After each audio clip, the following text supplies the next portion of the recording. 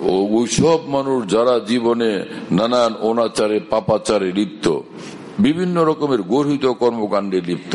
তো কারো লিস্ট হয়তো লম্বা, কারো লিস্ট পাপের লিস্ট মিডিয়াম, আর কারো লিস্ট একদমই মাত্রা ছাড়া সীমাহীন। সে জানেই না যে কি পরিমাণ পাপ কাজ করছে। এরকম বিভিন্ন প্রকারের মানুষ, কেউ ছোট ছোট পাপে অভ্যস্ত, কেউ মাঝারি পাপে, কেউ ভয়ঙ্কর থেকে ভয়ঙ্কর পাবে, কিন্তু দেখলে বোঝা যায় না। আলেম লোক গায়েব, আল্লাহ জানেন, আর কেউ সেগুলোর খোঁজখবর রাখে না। আল্লাহ পাক নিজে বান্দার জীবনের এই কালো অধ্যায় নিজে লুকায় রাখেন, যাতে সে কারো কাছে লজ্জিত, অপদস্থ, লাঞ্ছিত না হয়ে যায়। এবং নিজের পাপকে মাখলুকের কাছে প্রকাশ করাকে আল্লাহ তাআলা হারাম করছেন, যে তোর দোষ জানলে আমি জানবো, কেউ আর জন্য কেউ না জানে।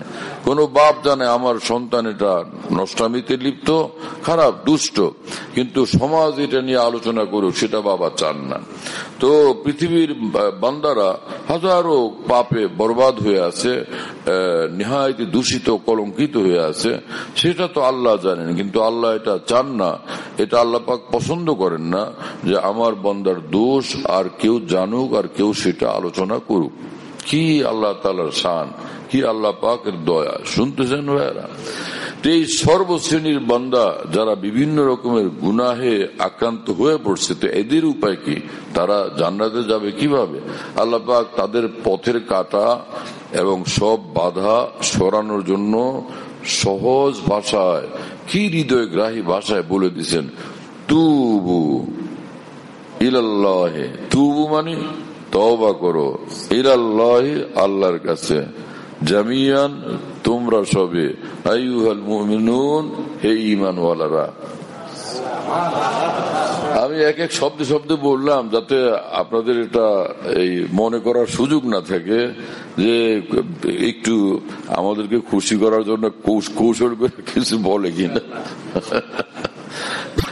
সব পুরোটাই কোরআনে পাকে মহান রব্বুল আলামিনের কথা। আহা, কি আশ্চর্য যে হে ঈমানওয়ালারা, তোমরা যে যেখানে আছো, যেই ধাঁচের, যেই রঙের, যেই জীবনের, আমি তোমাদের সকলকেই বলছি, তোমরা সকলেই নিজ নিজ জায়গা থেকে তওবা করে আমি মাওলার দিকে ছুটে আসো। কি হবে? লাআল্লাকুম তুরহামুন, নিঃসন্দেহে তোমাদের জন্য রহমতের সব দুয়ার আমি খুলে দেব, সব দুয়ার খুলে দেবে। কিন্তু আল্লাহ পাক নিজে পবিত্র কোরআনে বলছেন। আমরা ওয়াজ করার সময় অনেকে কত কিছু বলে, সুন্দর করে বইলা বুঝাইয়া দিলে তো অনেক মানুষ বয়ানের ঢং থেকে মনে মনে সন্দেহ করে, হুজুর না জানি কিছু অ্যাড করলো, যোগ করলো। এখানে যোগ করার তো কিছু নাই, বরং যেটা আল্লাহ বলছেন, আল্লাহর কসম, আল্লাহ পাক এখানে আয়াতে যেভাবে বলতে পারছেন সেটার হাজার হাজার কোটি ভাগের এক বিন্দু বরাবরও বলার ক্ষমতা আমার হয়নি। সেটা যদি বুঝে বলতে পারতাম, সেটা যদি উদ্ঘাটন করে বলতে পারতাম, তাহলে তো সারা পৃথিবী পাগল হয়ে যেত, সমস্ত মুসলমানরা পাগল হয়ে যেত যে আল্লাহ কি শুনলাম এসব কথা। খোলে ওয়া না খোলে দর উসপে হো তেরি নজর, তু তো বস আপনা কাম কর ইয়ানি সদা লাগায়ে যা। আল্লাহ পাক রহমতের দুয়ার খুলবেন কি খুলবেন না সেদিকে তুমি দেখো না মিয়া, তোমার কাজ দুয়ারে দাঁড়াও, ডাক দাও, নিশ্চয়ই আল্লাহ পাক দুয়ার খুলিয়ে দিবেন। এই আয়াতই তো সেটার প্রমাণ, এই আয়াতই তো সেটার প্রমাণ। তুমি ডাক দাও, তুমি ডাকো। হ্যাঁ, হযরত হাকিম মুজাদ্দিদুল মিল্লাত মাওলানা আশরাফ আলী থানভী রাহমাতুল্লাহ আলাইহি বলতেন, মুসলমান, তোমার জবান থেকে তওবা শব্দটাও বের হয় না, হ্যাঁ, অন্তর থেকে বের হয়ে আসে না তওবা করার কথা। শোনো, তবুও মুখ দিয়া কৃত্রিম ভাবে হলো, কষ্ট করে হলো বলো, আল্লাহ তওবা তওবা, সব গুনাহ থেকে তওবা, তওবা করতেছি আল্লাহ তওবা। তো এই যে মুখে রটতে থাকবা, রটতে রটতে পরে একদিন দেখা যাবে যে একদম ওই আসল তওবাই ভিতর থেকে বের হয়ে আসছে, যে তওবা তোমাকে নিঃসন্দেহে জাহান্নামের আগুন নিভে জান্নাত পর্যন্ত পৌঁছায় দিবে। শুনতেছেন ভাইরা? এবং রাসূল পাক সাল্লাল্লাহু আলাইহি ওয়াসাল্লাম বলেন, মান লাজিমাল ইস্তিগফার, যে বান্দা যে ইস্তিগফার ধরলো, ইস্তিগফার ধরলো তার জীবনে। ইস্তিগফার মানে কি? ক্ষমা চাওয়া, তওবা করা, ক্ষমা চাওয়া, তাই না?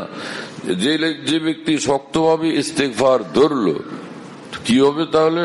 জাআলাল্লাহু লাহু মিন কুল্লি যিকিন মাখরাজা, ওর সকল সংকট থেকে আল্লাহ পাক তাকে বের করে নিয়ে আসবেন।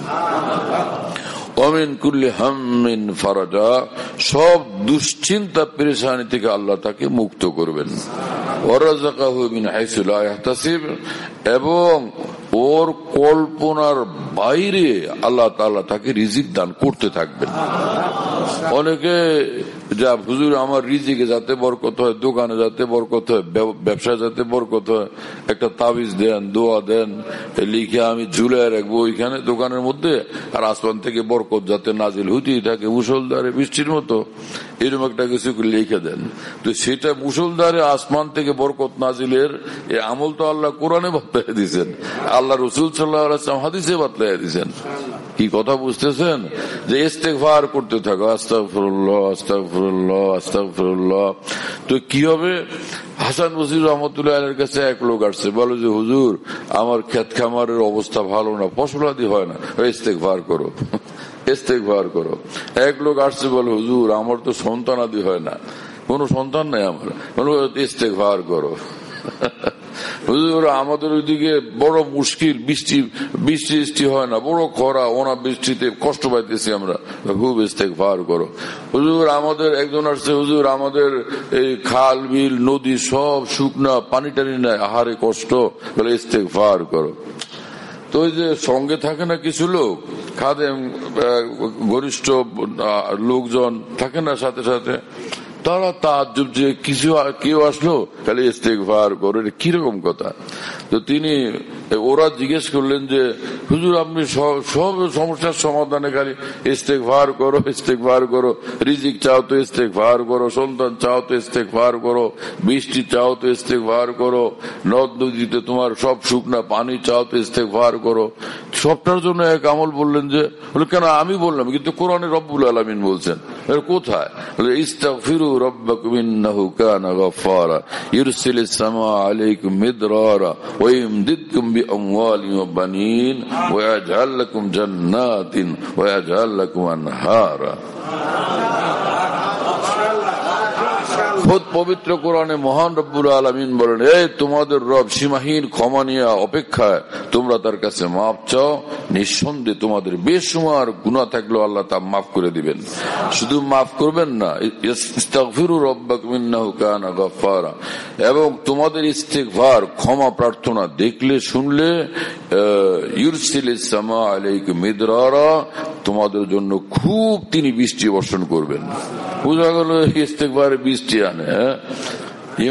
ইউরসিলিস সামা আলাইকুম মিদরারা ওয়া ইমদিদকুম বিআমওয়ালিন ওয়া বানিন, এবং আল্লাহ পাক এই সন্তান এবং সম্পদ দ্বারা তোমাদের সাহায্য করবেন। ইস্তেগফারের বরকতে তোমার কোলে সন্তান আসবে, ইস্তেগফারের বরকতে তোমার মাল ও দৌলতে বরকত আসবে। ওয়া ইয়াজআল লাকুম জান্নাতিন, তোমাদেরকে বাগবাগান খুব দিবেন, বাগবাগানে খুব বরকত দিবেন। ওয়া ইয়াজআল লাকুম জান্নাতিন ওয়া ইয়াজআল লাকুম আনহারা, এবং আল্লাহ পাক তোমাকে তোমাদের খাল বিল নদী বন্দর এগুলোতে পানি খুব দান করবেন। হ্যাঁ, এখন খুব মজাই মজা, নেয়ামতি নেয়ামত, এক ইস্তেগফারের এত বরকত। আমার প্রিয় বন্ধুরা, যে বান্দা তওবার ইস্তেগফার ধরে, আল্লাহর কসম এই তওবা ইস্তেগফার তার দুনিয়া কি শুধু কামিয়াব করে না, জান্নাত পর্যন্ত তাকে পৌঁছে দেয়। আল্লাহ আমাদেরকে সে আমল করার তৌফিক দান করুন।